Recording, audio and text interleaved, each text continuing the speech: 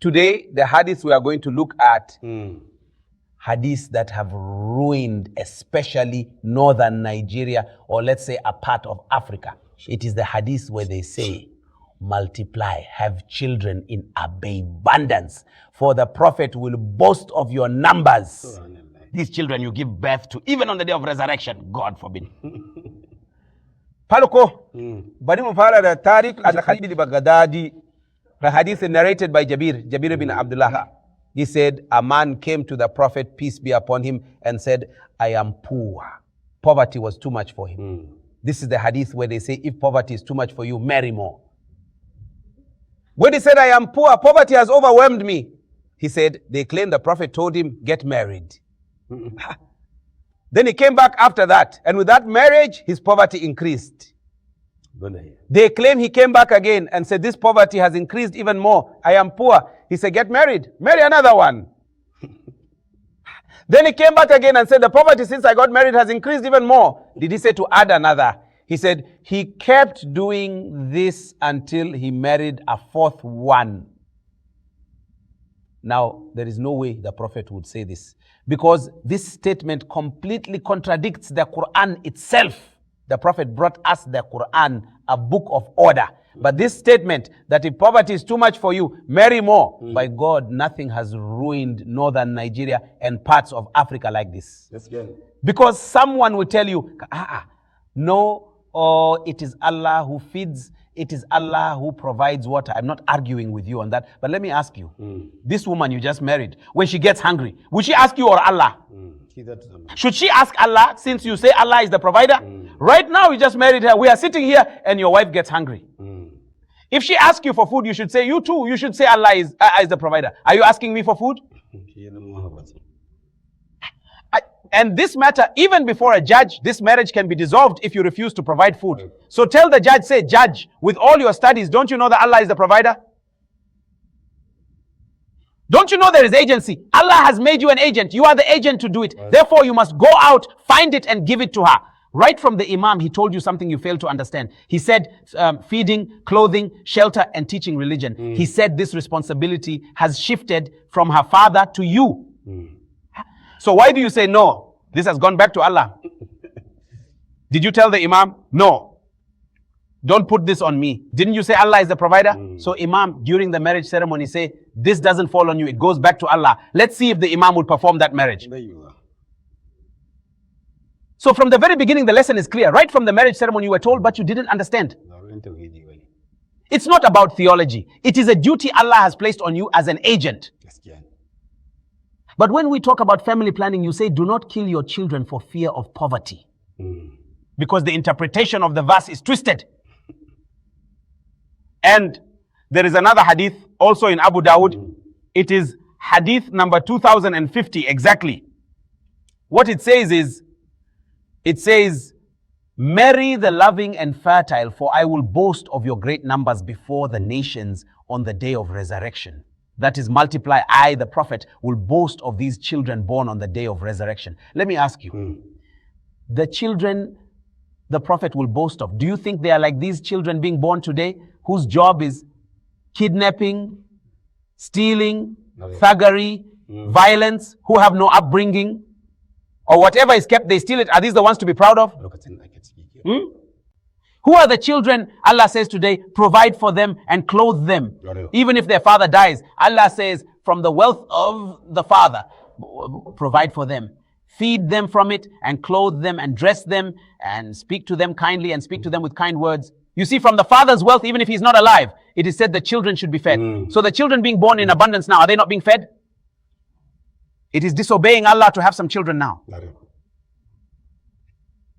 When we speak, they say, oh, this is a Jew. You know, I don't care if you call me a Jew or a Christian, or if you call me a Shiite, I am sure you are not the judge. Allah is the judge. In the end, it's the Jew who made them Shiites. I know you have nothing to increase my reward or reduce my sin. Everything is in the hands of Allah. But I am sure there is a birth. Having that child, by God, you have committed a sin. Because Allah told you, marriage is only when you have the means. It is a written verse. He said to you, and let those who find not the financial means for marriage keep themselves chaste until Allah enriches them of His bounty. He said, whoever does not have the means for marriage should not marry. And the matter was taken step by step. Another verse tells you, if you don't have the means to marry a free woman, then it says, and whoever among you cannot afford to marry free believing women, then from those whom your right hands possess of your believing maids. He said, marry a maid. Then, and it came down to, if you can marry one, then it came to marrying two, and so on up to 4. So a system was given to you. Now, even if you have a farm, if you can only manage 100 ridges, is it right for you to go and cultivate 1,000? On the farm, you have a plan. You only cultivate what you can manage. But in marriage, a man's capital is just 1 mango box, yet he wants 3 wives. When we speak, he says, Allah has everything. Allah has everything, but you refuse to even look for that mango, you just sleep. So Allah's way has order, teacher, it's true. Yes, again. Because it is a danger to bring a child into the world. By God, it is a great sin if you do not raise them well. Because everything you know, nothing challenges a person more than when they go astray. Indeed, take this. Now, today, if a bull goes wild, goes crazy, they just slaughter it. That's the end of it. The owner will slaughter it. But even if your son goes astray, you don't have the right to kill him. So you must guide him. It's not something you just do carelessly, just churning out children for no reason, just like that, without caring for them. Just because a hadith says, multiply children. And also, where you will understand what has ruined the people of this country, now that Allah has said to you, and let those who find not the financial means for marriage keep themselves chaste until Allah enriches them of His bounty. He said, if you don't have the means, you don't even have to marry. Here, family planning is being discussed because the children are in the womb. So Allah forbids you, saying, do not marry and have them. Isn't that family planning from the very beginning? And in Surah Yusuf, we studied, not everyone understands the study. Now, Prophet Yaqub, the father of Prophet Yusuf, he was a prophet of Allah. But for God's sake, when he gathered children in his house, didn't you see it became a house of problems until they faced challenges despite his status as a prophet, until later Allah settled the matter? Or didn't you see the challenges in that house? In the end, because of those children, he even became blind. Didn't he? And he was a prophet of Allah. Everything that was needed for care, a prophet would not be negligent. Yes, the lesson is right there, but understanding it is what is difficult. That is why we want you to listen to our sermon titled, We Are Not Afraid of the Grave. By God, if you sit down and follow this study, you will try to correct your mistakes if you haven't already made a mess. There are those for whom this study will be of no use. Because by the time they hear this study, they have 4 wives and countless children. So this is like a person believing on the day of resurrection. Belief will be of no use to him then. So now, by estimation in Nigeria, every single day, 22,000 children are born. Every day, on average, 22,000 babies are born daily. And every hour, they say at least 822 children are born. Every hour. Every hour. That is the written estimate. So now tell me, even if we keep building schools, every day there is a child reaching puberty, this danger. Because those born on the same day, you see, in the end, they will all reach puberty on the same day. On the same day, they will be ready to enter primary school.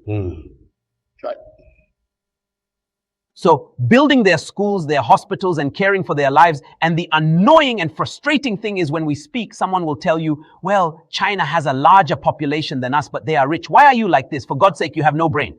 In China, for every 2 people you see, there is 1 person looking after them. A person has had 2 or 3 children. This means for each of these children, there is someone caring for them. And they have a trade, they know their worth. Here, a person himself has no upbringing, doesn't know his worth, is ignorant, has no trade, and yet he is having children. He himself needs someone to raise him. And then he goes on to have children. Glory be to Allah. No? What else are you waiting to be told? For God's sake. You yourself are sure you are just struggling to survive.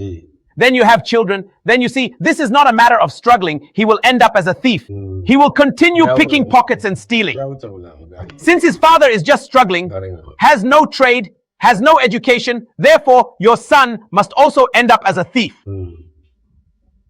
We need to come back to our senses regarding this comparison with China. In China now, no one finishes secondary school without a trade. From the very start of secondary school, you grow up with a trade. But in our country system, until you finish secondary school, nothing is taught in secondary school. You will grow up, reach puberty, and your plate of food is still with your mother. You will see a man running a company all by himself. I don't mean a business company. It's a company of just wives and children he gathered in abundance, and he's the only one bringing a single penny into the house. And even he's just struggling. He doesn't even know where he's going.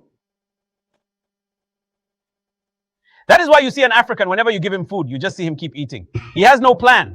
One who will say he ate breakfast, this one is closed until afternoon. Whenever you see an African, by God, get food, you will see him keep eating. That's it. And searching, wherever you see him, he's just looking for food. That is why it has even become a trade, a common phrase to say we have gone out to look for food. That's where he looks for his food. You will see a government official, a big man coming out to say, we are trying now to provide a place for the public to eat. I said, so should he be stopped from looking for his food? The whole conversation has turned into just talking about food. We need to come back to our senses. When we speak, you say, Allah will provide for them and for you. Whereas your interpretation is wrong. Allah, when He told you He feeds the creation, He provided a system. Now, who is the protector? Isn't it Allah? Allah. So when you go and jump and lie down, what did you feel? Oh, are you a crazy person, for God's sake? The man will just gather children, and when he speaks, he says, I rely on Allah. And he's lying. But when a birth occurs, you will see him making calls saying, by God, a child was born to me yesterday. Or you see him begging from someone. You told me you rely on Allah, yet what makes you go begging from people? Subhanallah. Isn't he lying? It's just a desire he wants to satisfy. Why else would he have 3 wives? Then you hear a man making some foolish calculation saying, so now with the number of women available, you see, when they finish school, if they are not married, how do we reduce the number? Listen, for God's sake, let me ask you. You married one woman saying you want to reduce the number, and then you give birth to 5 daughters. You had 1 and left 5. You married 1, took 1 and left 5 there. For God's sake, did you increase or reduce? Are you playing games? My friend, the women being born now, if they are not married, you just take 1 and leave 5 or 6 or 7. And you tell us you reduce the number. And all those verses about seeking a trade and self-reliance, they don't care about them. He doesn't care about them. All he relies on is this marrying more, because it is a physical desire he is satisfying at midnight, at midnight. That is why when we speak, he says, this is a matter of Allah. He got married. You shouldn't criticize him. Who told you not to criticize him? This is how it is done. So let me assure you, by God, let's try to avoid this hadith that says multiply children in abundance, that family planning shouldn't be done, and so on. By God, if we follow them, we will destroy ourselves. One by one. I assure you, because by God, having a child is not a duty before you have them. And Allah did not make it obligatory for you to have them. He didn't say you must have this many children to get Allah's honor. Raising them well is what Allah has made obligatory for you. So now you have had them and failed to care for them. By God, because of this child whose responsibility you took, brought him and failed to care for him, he will lead you to hell. Since Allah told you, O you who believe, protect yourselves and your families from a fire whose fuel is people and stones. You will see 10 people relying on one person who is also struggling somewhere. So tell me how these children will get a quality education or even get quality health care. Everything now, you know, in this country, you see everyone is on their own. Electricity, you have to get your own solar. Hospital, you have to try and go to a private one if you want care. And school too, if you want quality, you have to go to a private one. So now you're talking about the food they will eat. When will they be taken to get the education? As I told you, any child you see wondering, that child has a degree in them. If you see they don't have a degree, it is their fault or their father's. So now you're talking about the food they will eat. When will they be taken to get the education? As I told you, any child you see wondering, that child has a degree in them. If you see they don't have a degree, it is their fault or their father's. Their father didn't guide them through education, or they were neglected. The child you had, all you gave them, you just let them wander. They're just wandering around. We need to come back to our senses, because the children you are having are the cause of your high blood pressure, because you didn't put them on the right path. They are the cause of your sorrow, because they will fall into something you cannot solve for them. And since you didn't put them on a good path to be self-reliant, they will have to live the life they inherited. Because if you stop them, you have nothing to offer them. And when they grow up, they themselves know you didn't help them. It's just out of respect for a father that they won't speak out. Since they see their peers working, educated, doing what is right, but they see they haven't done it, in their hearts, they know it's your fault. It's just because you are their father that they won't speak out. So we must try By God, let's know our worth. Let's get it. With this, I will stop. I say these words of mine and ask forgiveness from Allah the Almighty for me and for you. Let's move on to the questioners.